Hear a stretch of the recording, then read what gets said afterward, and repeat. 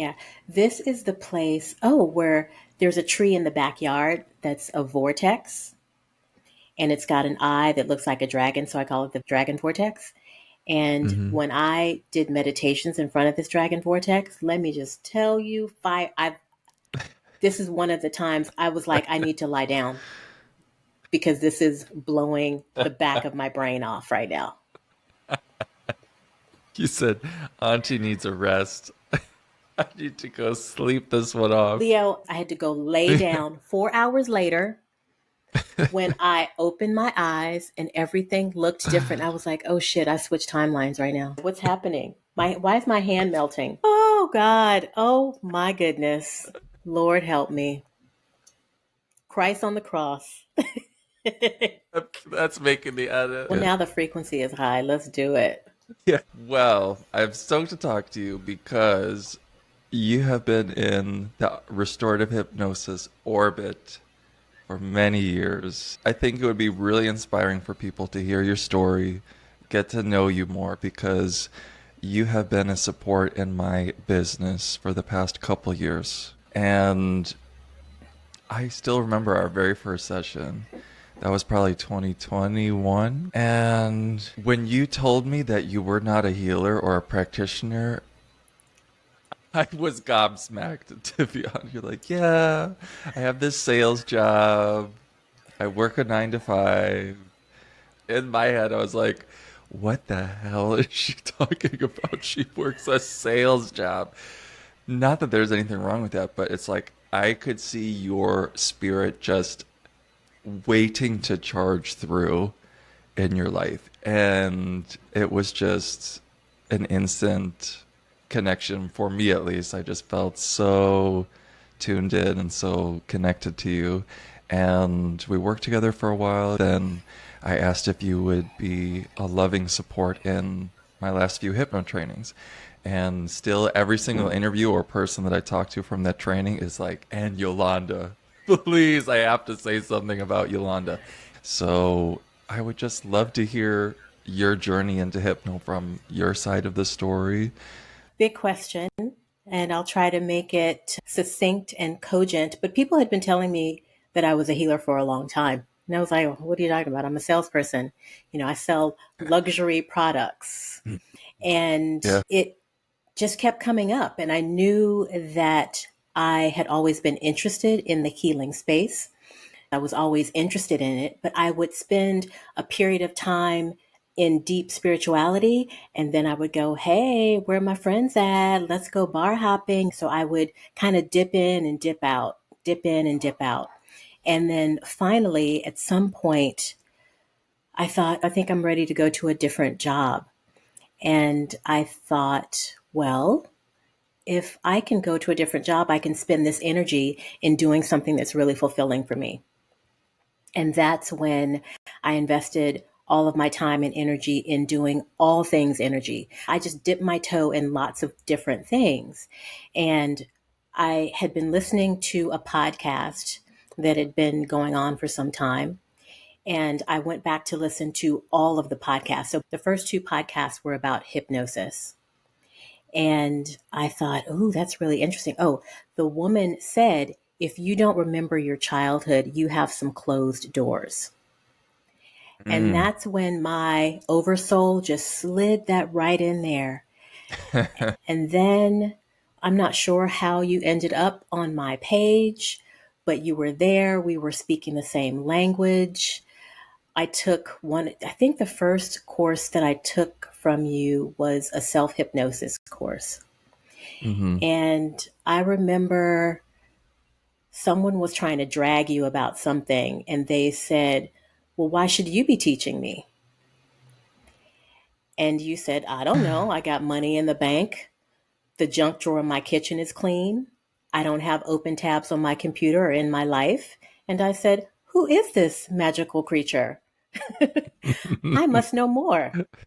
And so I checked out your page and your website, and it didn't say anything about mentoring, but I was like, let's see, let's give it a go. Would you be interested in doing any mentoring? And you were like, yeah, why not?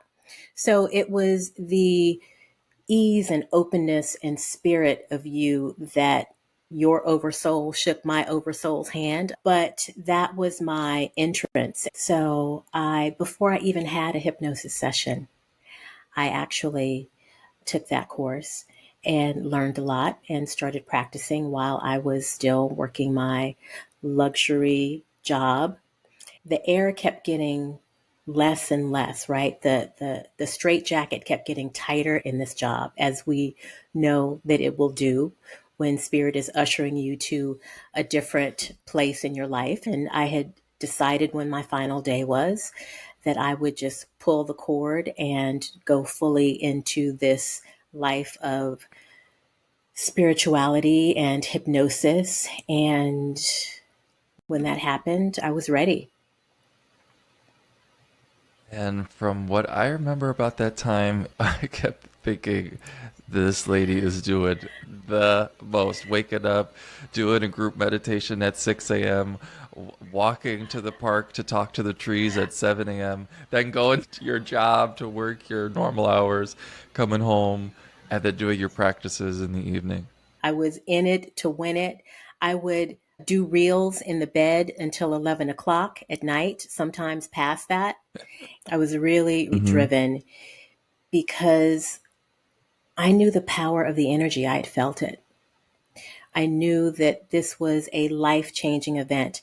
And even though so many people around me poo pooed it, naysayed it, woo wooed it, I was like, until you taste your own frequency, you have no idea, right? Because once you taste it, there's no going back. Life as you know it is over. Hmm. Yes. And that time for you, I remember a lot of your abilities were coming online, your clairs were coming online, all of this stuff. And then once that door started to open, they just started to flood your system. What was that process like? Well, it's still happening. So, still going. I still haven't quite figured it out. It's really not for me to know, I think. But it all comes together, and no one can walk that path for you. It's a path that you have to walk. You can walk it with people accompanying you, but only you know your system. Only you know how you process. And that's one of the beautiful things about what we do. We show people, we just hold the space and we guide them back home to who they are. Because each time, each person is so personal, is so different. And what about hypno makes you stick with this in particular? It helps you open doors, doors that were previously closed. Most people have no idea how much conditioning they have. It is from your family, from your culture, from the society at large. That is programming. That is Yeah. conditioning at its most heightened because it's an egregore and everyone believes it. So once everyone believes it, in order for us to reclaim our sovereignty, we really have to dismantle those things. And the only way is by opening the doors of our subconscious through hypno. And I think the thing I always tell people is for me, it's about the clarity. But the thing I love the most about a hypno session is it is so clear. You don't leave a session going, well, what was that? And what moved through me? And what was the energy I was feeling? Because you get to ask those questions and receive the answers in real time. You get to put all of the pieces together instead of leaving with all these question marks or just, I feel better, but can't really pinpoint why. And I feel like that is, to me, what separates it from most other modalities. Do you find that also to be true? For sure, I totally agree. I love the aspect of hypno that it is the person's higher self guiding them to the answers that they need to know in that moment. So, whatever is a priority that's coming up for that person, that's exactly what you'll receive. You can come in saying, I want a luxury vehicle. But if you have a mother wound and that's the thing that's priority right now, that's what's coming up. It's going to bring you to the places that are of most importance, whether you realize it now or not. Right. And some people can be disappointed that they don't get what they've come for. And I know that sometimes when people are working with deeper issues, it takes a little bit longer to get to the core because there are other things that are just stacked on top of it. So there's definitely clarity. It may not be the clarity that you want in that moment, but it's the clarity that you need the most. Yeah, and it's similar to our bodies, right? Like you might come in with a physical symptom, but as you learn more about your body, you might figure out, oh, well, it's starting over Mhm. here. Wouldn't you want to know more of the origin source of where things are stemming from than just work on one of the other dominoes that fall in the process? One would think that, but I think our culture tells us to stop the pain. And that's the priority for a lot of people, to just stop the pain when you have to go through the pain. The pain is the remedy. Okay, so you took the very first training that I did as well, so we shared that training. And then after that, you took my shadow work training that had a lot of big tools in it. I don't teach that anymore. And then you took my practitioner training. And then you assisted in my last one, and you assist in my Hypno Essentials courses. So, what was that like going from the first training, then going deeper into all the stuff in our world and just deeper into some of these more out there modalities? What was that journey like for you? So I had just taken another shadow work course prior to yours, and you were offering one that I didn't take because I had just taken one. The one that I took was, by comparison to yours, the difference between a Happy Meal and a four-star restaurant. I bought their Happy Meal and I was so dissatisfied, but I still needed some time because I wasn't all in with the shadow work. It was frightening. I'm not even going to lie. Yeah. And after you finished your first one, I gave it a minute. I took your second one. And let me tell you, that was the real deal. That is what made me fall in love with shadow work. That is the essence because it helps you find the things that are most important to your soul's evolution.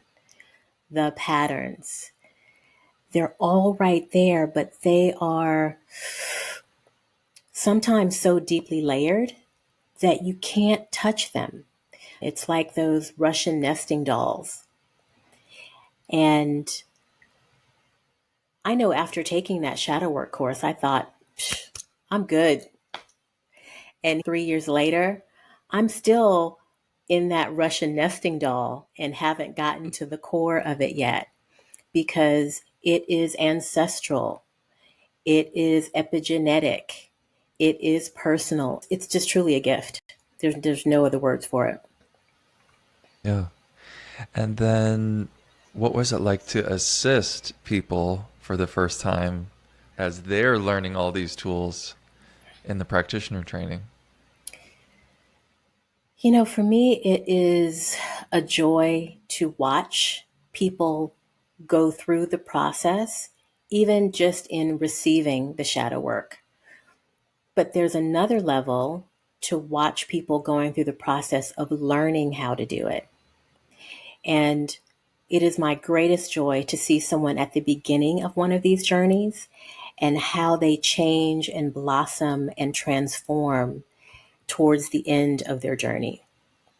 It's really a maturation process. It's an initiation. It's soul level work. And it makes me so overjoyed to watch individuals grow in such an amazing way. And it's usually a lot of chaos in between, which is exactly what it's supposed to Yeah. be. We have one view of the world, and then you start to see what's really out there. And it's kind of like the floor falls out from underneath you a little bit as you rebuild something new. And it has to, right? The acorn, in order to become a tree, has to change form. So there has to be that chaos. Chaos is not a bad thing. Chaos is the beginning of something else happening. I know it. I know that it will not destroy you. Source would never do anything to harm itself. And even though it feels like you are the goo on the inside of the chrysalis about to become a butterfly, you are, because you're changing your state. Yeah. And speaking of transformation, I also remember you in the very first practitioner training when you were learning, you were the queen of steps, the queen of Uh, give me the uh-huh. 1, 2, 3, 4, 5. Leo, so what happens if this happens? What do I do if this happens? No, you need to break it down every word by word, line by line. What do I do in this moment? I'm so curious to hear you, like, what do you notice when you think about that version of The yourself? first thing that comes to mind is that was my survival strategy, you know? And you are so gracious. You could have broken that down for me and said, oh, yeah, that's your survival strategy. But you didn't. You let me learn it and understand it for what it was. And you just said, girl, I don't know what to tell you because it's not that way. That's a shadow. That was a shadow for me. And it was one that served me well. At the time, I had no idea that that was me trying to control my circumstances in order for me to feel safe in my body. And it seems like Mm-hmm. it's a very small thing, but it's not. It was one of the things that I did in order to make myself feel safe, to have my list. And that made me safe, and it also made me successful in the 3D world. Talk about transformation. You really have to be open to seeing things from a completely different vantage point. And when you get it, you get it. The puzzle pieces fit, and everything feels very different. Mm-hmm. Yeah. And you've had some other really major personal transformation. I mean, numerous, but if you're open to talking about it, other things that come to mind is your galactic connection, transmuting things through your body. That's been a big one for you, actually feeling and sensing vibrations, and then the autism piece. Mm-hmm. So I'd love to hear about your experience with it. Yeah, it is the path that I laid out for myself. And although I thought for a while that I was primarily clairsentient, I'm primarily claircognizant. I receive information. But what I learned is that I would talk myself out of what it was that I was receiving. So my higher self, oversoul, said, okay, well, let's see if you can feel it. So I can feel when there is energy in the room or energy entering a conversation. I can feel what my client is feeling. And so that journey to finding all of that out has also been another initiation, right? Because the Yeah. first time I found out that I was clair sentient, I was driving to work. I was looking at some trees blowing in the wind. I had seen these trees thousands of times. And this time I could feel their wave in my body. And so I went on with that information for the next year and a half. Then one day I'm watching a YouTube video. I feel some sensation in my body. I know what that feels like to receive a transmission of energy because I do Kundalini activation quite often. So I said, who is sending me energy right now? It turned out to be an entity and a false light. And so that initiation turned it all the way up. It turned the burner up to high. So when we can look at these things as, oh, what's here for me? What do I need to learn here? How is this helping my evolution? Then that is really, it's a code, people. So just so you know, the next time you get into one of these situations where you're like, oh my God, what's happening? Why is this happening to me? Just say, what is this serving in my life? What am I here to know? And You'll get answers sooner than later, but you have to be open to them. That's great advice. And what about your galactic connection that's come online in the last couple Yeah, years? we all have star origins. We are all stardust, and so when that happened, it was surprising because it did come in really hot. Damn. So it comes when you're ready It for it. comes when you're ready for it. Right, right. And that's why I'm so honored to be in the position that I am now, because there are new people that are receiving this information every day. And Yeah. it can be scary, but it doesn't have to be. And one of my favorite things is that I'm not so far, I haven't been in it for 20 years. So I can relate to where people are in their evolution, right? I am interested in so many different modalities. And I used to wonder, why can't I just stick to one thing? Well, that's not what my soul came here to do. My soul came here to take all of these bits of information so that I can help people in a very complete and systematic, yet feeling and somatic way. And it sounds like that's really a big piece of your medicine and how you help people, right? So, what is that, and who are the people that you feel like really excite you when they come into your world? I love people at all different levels because there's always a surprise waiting. One of my favorite kind of populations is the population of people that have had a little bit of clairvoyance, a little bit of claircognizance. They know things, but how do I know it and what use is it to me? Clairaudience, people who really hear things, but they've got a little bit of problem with their throat, right? They've got thyroid issues. That's because they've been stifling their clairaudience. People that are clairsentient but have some skin issues because they don't want to feel these things. Those are really my favorite people because they need a lot of help. If you shut off your clairvoyance, you will probably have migraines. And trying to control these things really cause them to kind of come out sideways. Yeah. And it's walking people back from where they are to really who they are. Right. And they are just floored because they've never felt anything like that. I remember being in a class, feeling my own energy and thinking, I want to feel like this all the time. And then slowly, that's what I moved towards, feeling like that all the time. Yeah. Yeah. Yeah. And a lot of people listening to this are people that are considering going more all in, either in their spiritual practice or maybe becoming a practitioner of some kind. Any words of wisdom for these people that are kind of like one foot in both worlds, really feeling that pull but haven't taken the leap yet? Absolutely. Follow your curiosity. Get curious about everything, everything that excites you, everything that makes your heart skip a beat, anything that snags your awareness or your attention.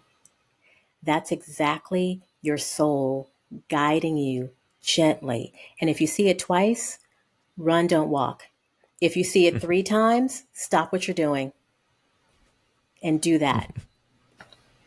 Yeah, and I also think if I were to give advice to me around that time, I remember just thinking like I kind of had to like pick something, or I had to be like really intentional in my process and narrow down very quickly.